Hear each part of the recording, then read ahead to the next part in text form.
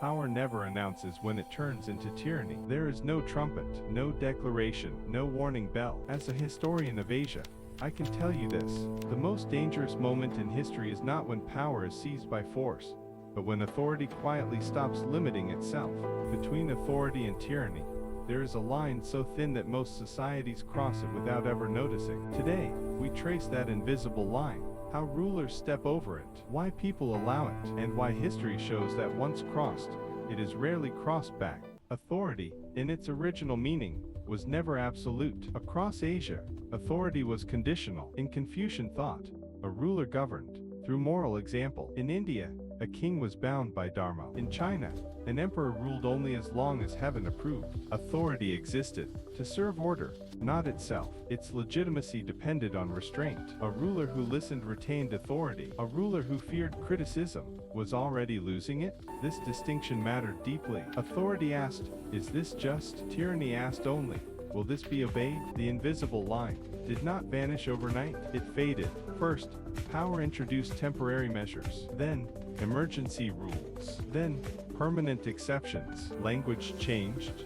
before laws did. Unity replaced justice. Stability replaced accountability. Security replaced truth. People accepted this because chaos was frightening. Tyranny did not arrive shouting violence. It arrived promising protection. If only people stopped asking questions. Ancient China offers a warning written in history. After centuries of war, the Qin rulers promised order. The laws were clear. The punishments were severe. Corruption disappeared. So did mercy. Books were burned not because rulers hated learning, but because learning created comparison. Comparison created doubt. Doubt weakened control. The Qin dynasty unified China and collapsed within 15 years. Tyranny achieved obedience. It destroyed loyalty. Authority tolerates disagreement. Tyranny cannot afford it. Rulers who fear truth demand loyalty, rituals, bulls, and public conformity.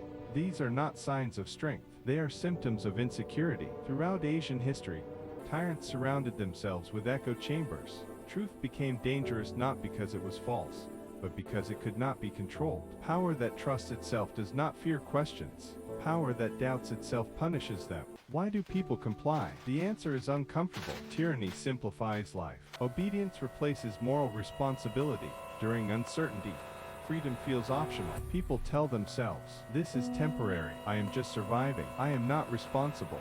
History shows this pattern again and again. Each compromise thickens the invisible line. Eventually, tyranny becomes normal, not believed in, but adjusted to. Adjustment is its greatest weapon. Power often cloaks itself in sacred language. In ancient Asia, rulers claimed cosmic legitimacy. To question them was to question the universe itself. In modern times, ideology replaces divinity. The logic remains the same. Authority accepts accountability. Tyranny declares accountability to be treason. That declaration marks the true crossing of the line.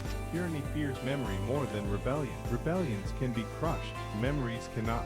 That is why tyrannies rewrite history first. They control textbooks, monuments, and narratives. Authority preserves history even when it is uncomfortable. Tyranny edits it, then demands gratitude. When the past is controlled, the future feels safer to rule. Cruelty alone cannot sustain tyranny. It survives through participation. Officials enforce orders they privately dislike. Citizens repeat slogans they privately doubt. Everyone believes they are merely adapting. History shows tyranny is normalized not through belief, but through silence and routine. War unites people. Peace invites reflection. During peace, people notice corruption, inequality, and lies. That is why tyrannical regimes often manufacture crises. Authority welcomes peace. Tyranny fears it. Peace exposes emptiness. This invisible line exists everywhere power exists. In empires, in institutions, in organizations, even in families. Whenever leaders punish honesty more than failure, tyranny has already begun. Quietly, history does not warn us about villains. It warns us about habits. Authority survives through restraint. Tyranny survives through control. The invisible line remains in every age, waiting. And this brings us to the next chapter: why peace is more dangerous than war for rulers. If this series helps you see power more clearly, follow along. Because history does not end with answers, it continues with questions.